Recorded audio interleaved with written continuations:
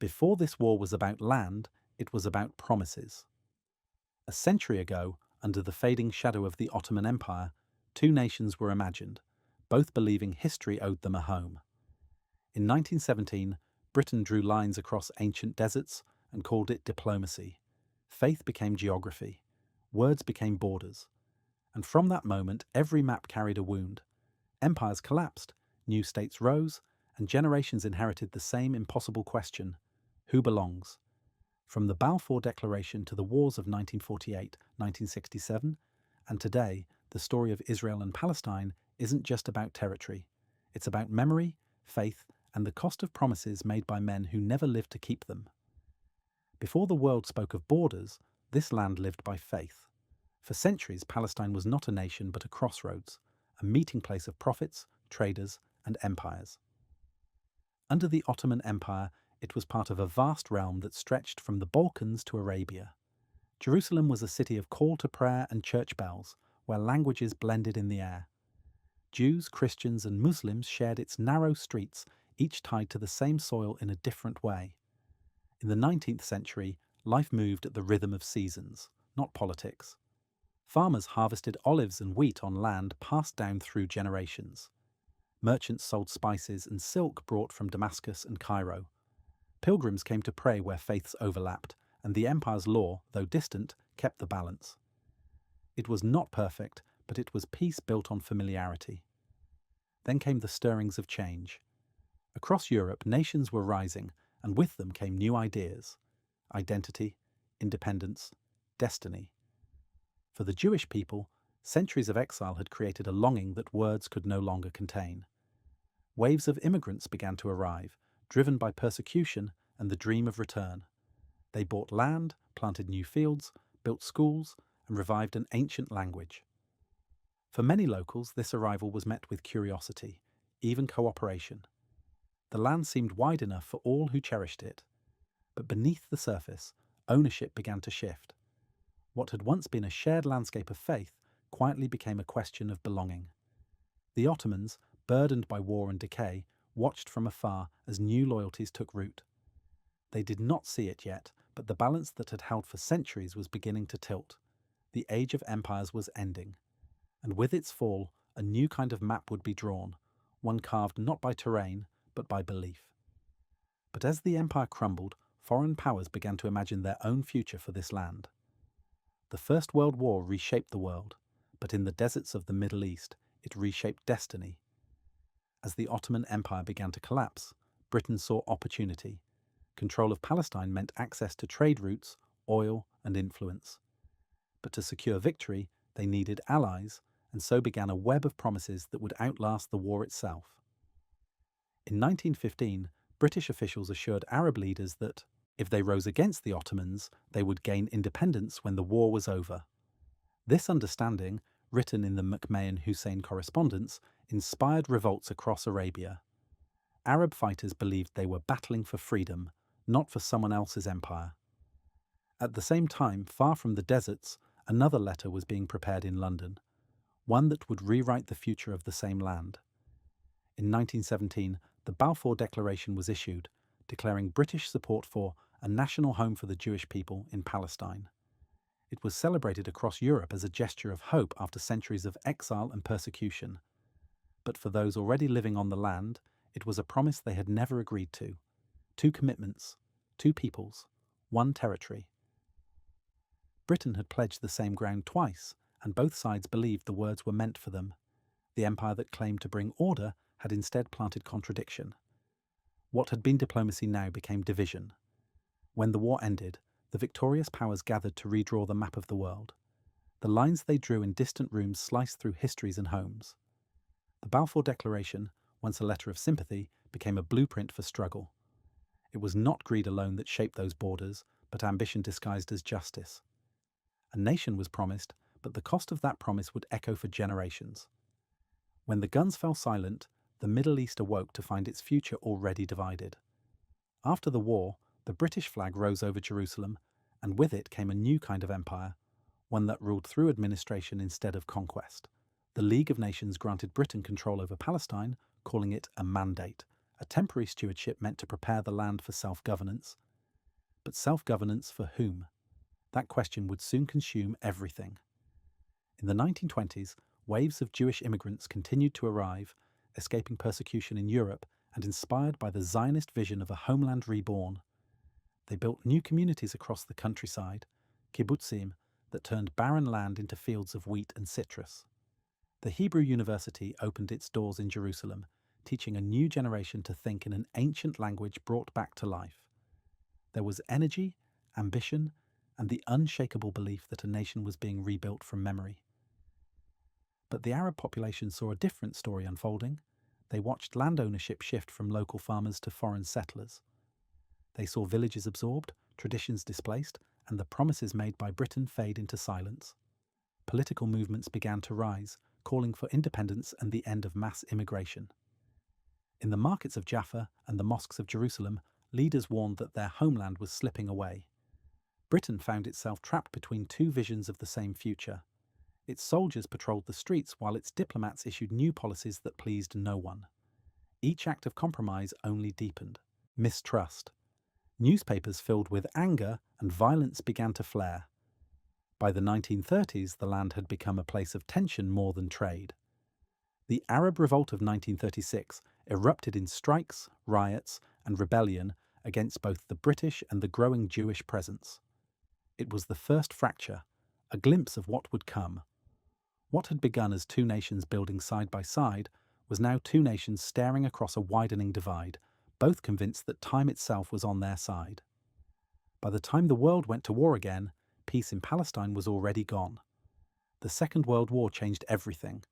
When it ended, the world was scarred and searching for meaning, but for the Jewish people, it had revealed the full horror of exile. 6 million lives were taken in the Holocaust. Families were erased, entire communities reduced to ashes. Survivors emerged from the camps not with hope, but with nowhere left to go. Europe had become a graveyard, and the idea of return was no longer a dream, it was a necessity. In the years that followed, the refugee crisis grew. Tens of thousands sought passage to Palestine, the only place that promised both safety and belonging. British forces, still responsible for the mandate, struggled to control the influx. Ships carrying survivors were turned away, intercepted, and detained. Sympathy for the Jewish plight spread across the West, but sympathy alone could not contain the storm. Zionist leaders intensified their campaign for statehood.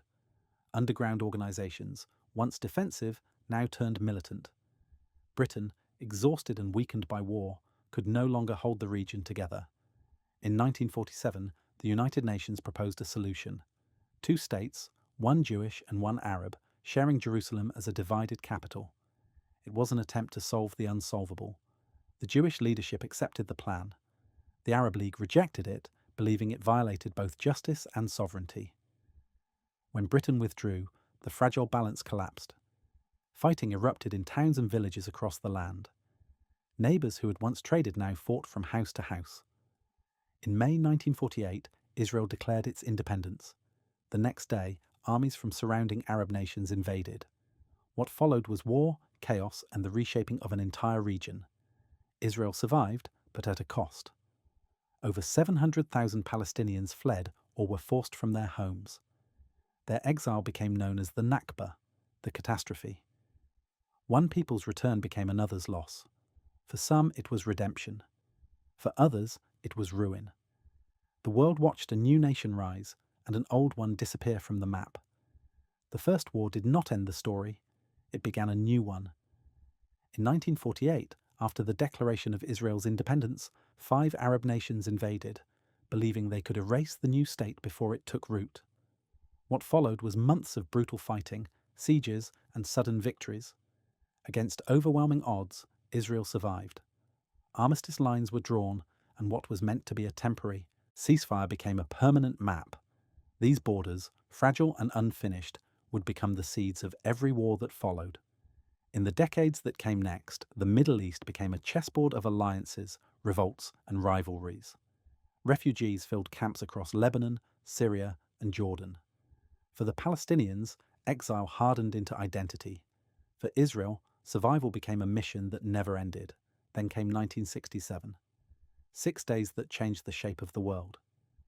Surrounded by hostile forces, Israel struck first, launching an assault that stunned even its own generals.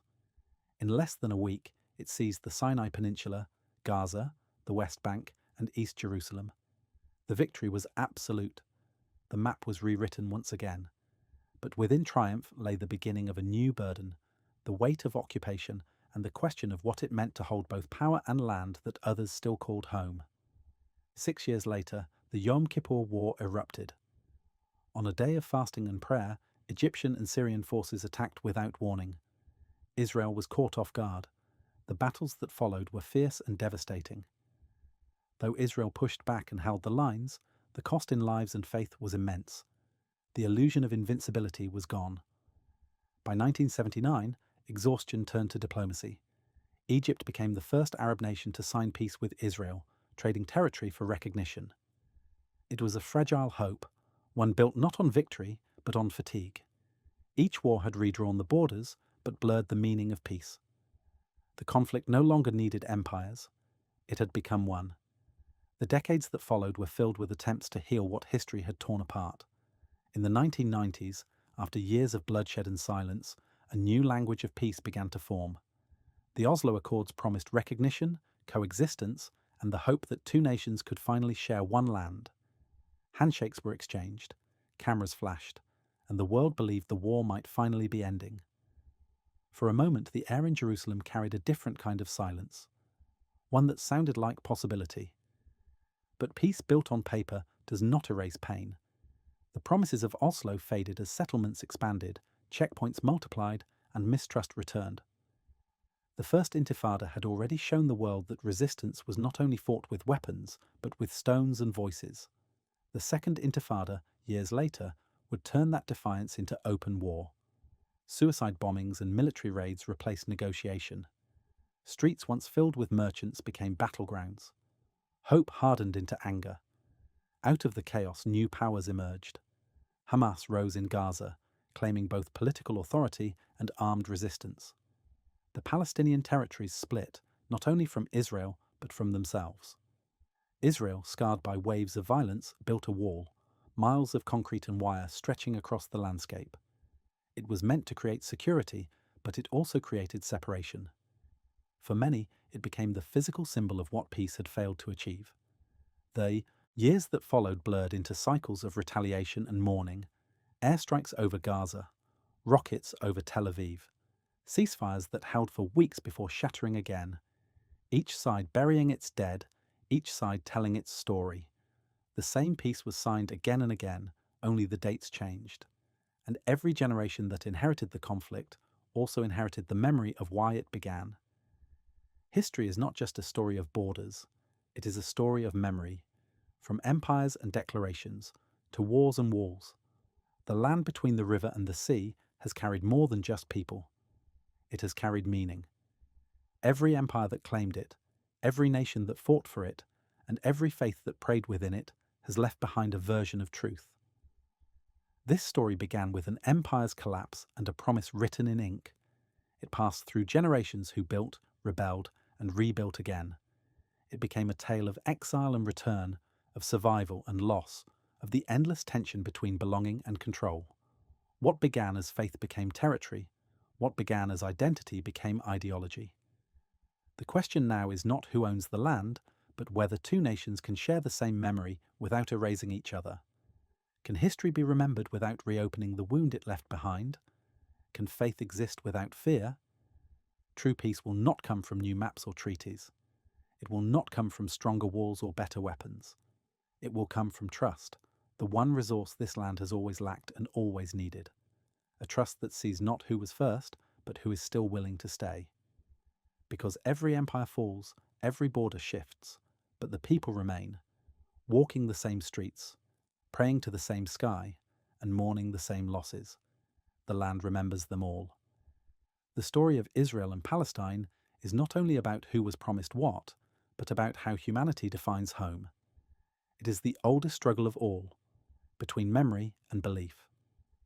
If this gave you a new perspective, don't just scroll away, hit subscribe. This is Economic Chronicles, where history exposes the present and the future is written in the lessons we refuse to learn.